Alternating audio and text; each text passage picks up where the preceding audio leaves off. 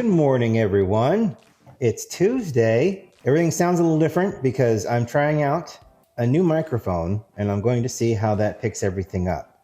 Hopefully it does better than this microphone on this camera or a camera phone, iPhone. Every time I would, say an F or a P, it would pop or it would, you would hear wind whistle right past the microphones, which is really annoying. So now I'm just trying to do something a little different. They weren't expensive. It is a lavalier. You hook it to your shirt. So take note, everyone who holds these things in their fingers, especially if you have two of them, which generally if you have one, you have two. These things are they're not expensive. I was about to say they're pretty cheap. Nothing's really cheap. It was like $26, $27.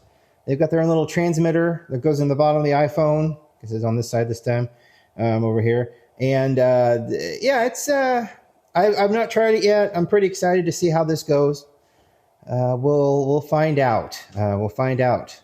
And if there's no audio and just music, and you're just staring at me making coffee, we know exactly what happened. So we were at the farmers market in Worthington. Usually it's like downtown Worthington, but when it gets cold, they move it to the Worthington Mall. And it was cold on Saturday, so they move it to that mall. And I'll tell you, I haven't been in there for a very long time. There are not very many shops left in that place. It is it's a shell of its former self. What's nice though is that the farmers market actually filled that place out like crazy, made it look like it was alive, and it was just full of produce and a lot of mushrooms. People grow mushrooms now. There's a lot of them. And a nice little coffee place that was inside a little nook, right next to the tamale place that we bought some pork tamales from. But Ramble Coffee. This is Columbia.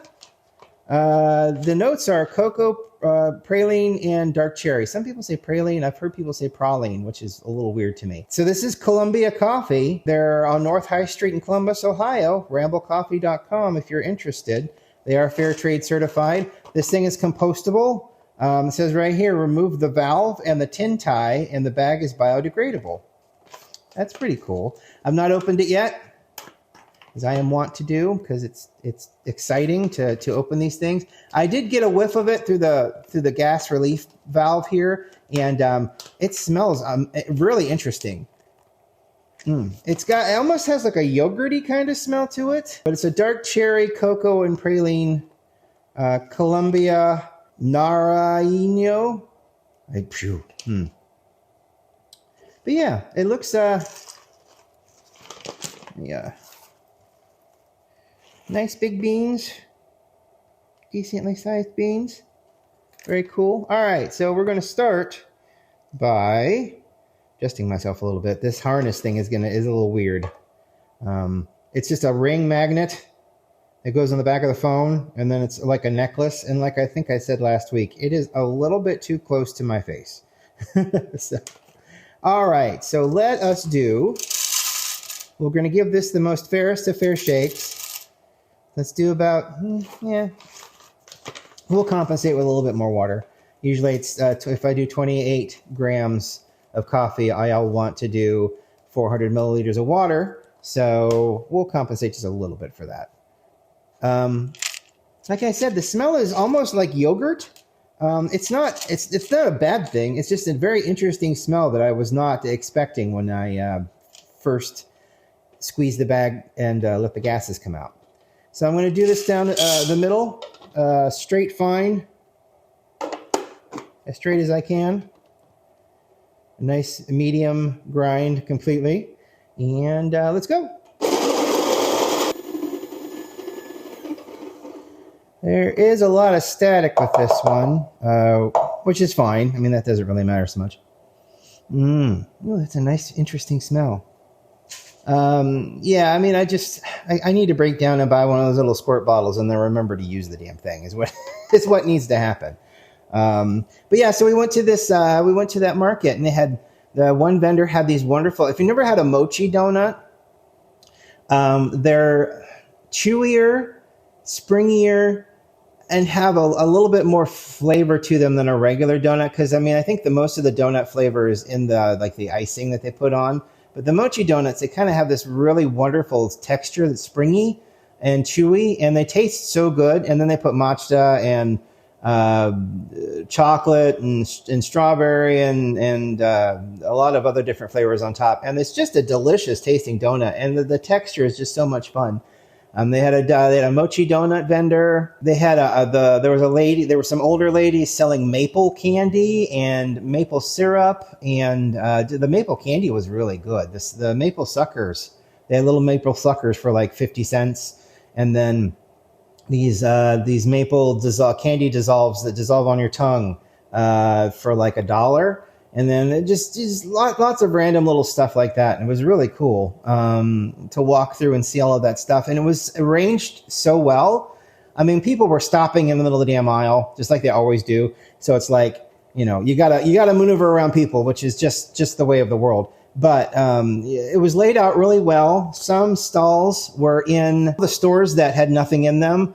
Were set up for booths. So some people had booths inside of areas, and some people didn't, and they were outside along the walkway in the mall. It was actually pretty cool. It was a really fun layout, and it was a lot of good stuff. A lot of bread. There was a lot of good bread. So many people were already sold out of bread when we got there, and I think it went from 7 till noon or something like that. And it was about 11:15 when we got there. So a lot of the bread people were sold out. So this okay.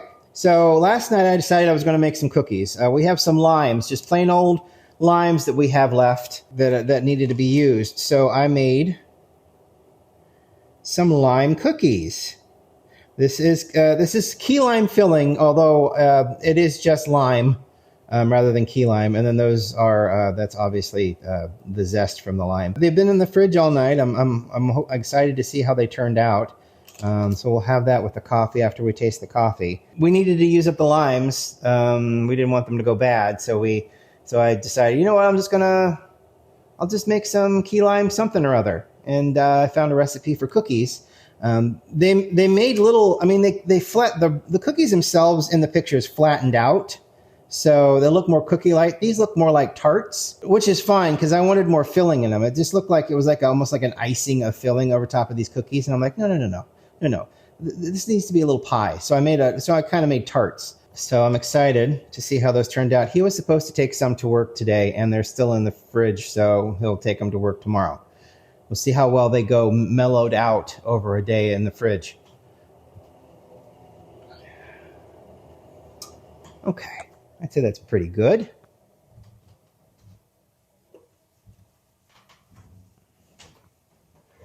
Yoink. Get you up here. We'll be drinking this over the past couple of days. I'll apply it to all of my methods that I have, just because it's fun. We get to explore the different ways of making this coffee and making it taste good. Oh, bother.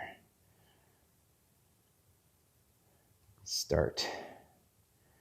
All right, let's get a little bit of a blooming phase going on here. There we go. A little hard to see, isn't it? On my tiptoes. Boom. There you go. On my tiptoes. See, we got gases escaping. That's what we want. Amazing. We will fill this up. Make it another couple of seconds. Well, maybe we'll try going back to the other camera tomorrow. I'll try to flip-flop between the two. It's just that this is more convenient because it doesn't overheat and shut down like the GoPro does. It's really kind of aggravating. I'll go up to about 400 here. Keep agitating the bed. Maybe a little over 400 because we got a little bit more coffee in there. 416. That seems good. Looky there. 416. Perfecto.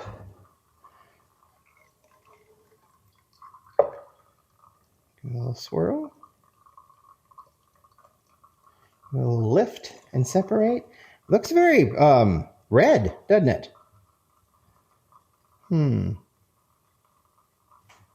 Tomorrow we'll do it in the clever and see if percolation makes it any better. And then Friday we'll do it in the AeroPress. Let's see what kind of difference that makes. But yeah, it's a little red. It's a little on the red side. That makes sense. This is a light roast, so it's not going to be as dark, and which means I probably should have used less water. But it smells wonderful. It's a wonderful smell. So we're gonna keep it going. It's draining really well.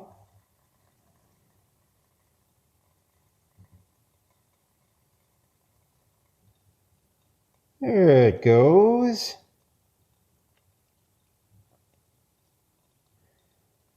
Perfect. And that took 3 minutes. It's a good drawdown. Medium's pretty good for the drawdown on this. Okay. And like I said, I'll try to find something I can use to spray. I mean, it's a lot of static left over, unfortunately. It's all right. It's okay. I'm going to have a sip of this, and then we're going to try my tart, which I'm pretty excited about. Yeah, the cookie, it made like what? 9, 18, almost like 26 cookies. And then I even had filling left over. So good. I think they baked really well.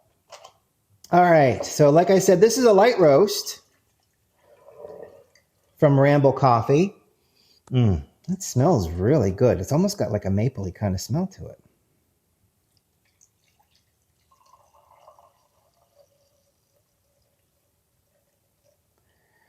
Cocoa, praline, and dark cherry. What a pretty color. It's a very pretty color. Got a wonderful smell.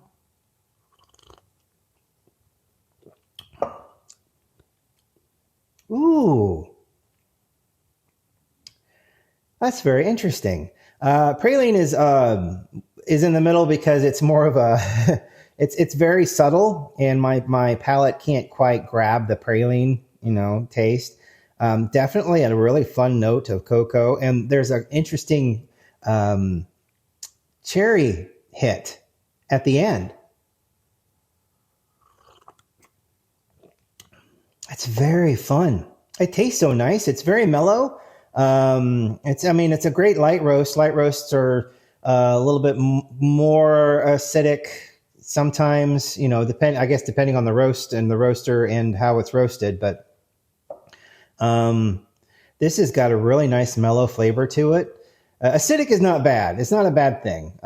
Just like bitter is not necessarily a bad thing. Coffee is bitter. But, this has got some really wonderful, fun flavors going on. Yeah, what a pretty color. That tastes so nice. That's a great cup of coffee. Ramble Coffee. Here's the deets. I'll put them in the bottom. There's Ramble Coffee. Yeah, we bought this. I think this was $17 at that market at the Worthington Mall. I'm very excited to see how this tastes. I'm afraid the recipe for the filling had too little lime juice in it, I think, personally. It had like 100 milliliters of lime juice, and that's just not a lot of lime juice, especially when you're putting in an entire can of sweetened condensed milk and half a cup of Greek yogurt.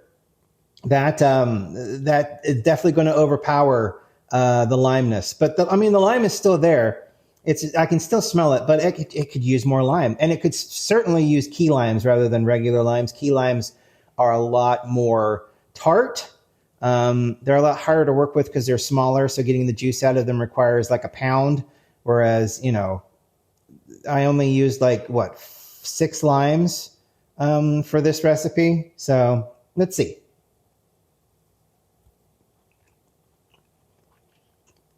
See, that's how much filling. Ooh. Okay. See, when I have, I'm sorry. Oh, okay. That's so much better than just out of the oven. When they cooled down enough to be handled, I decided to eat one. And I was a little worried because the middle of it felt really dry. Because, once you had one, it's like, I want to drink a water now. Or had half of one, really. But I can tell you, that is a nice, even, delicious little tart. Yeah, like I said, it could use some more lime, but I followed the recipe to the letter, and I could always use more lime. But yeah, look at that. It's a pretty little cross section. It's nice and deep. It's got enough filling in it. Oh, it tastes so nice.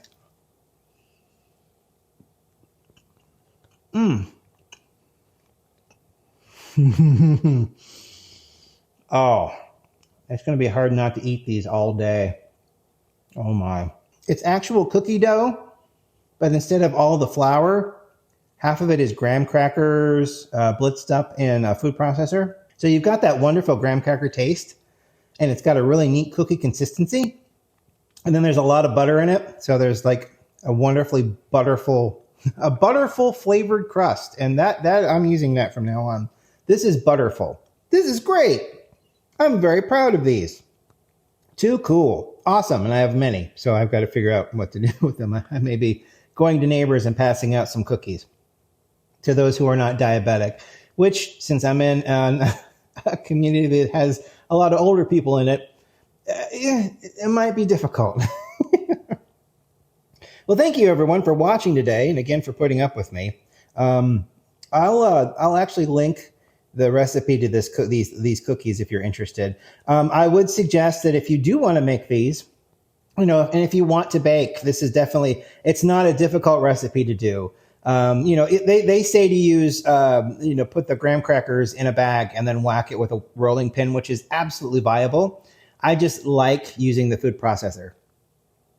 That's just a personal preference. And also personal preference, I would probably put a little bit more lime in this. Oh, and skip out. They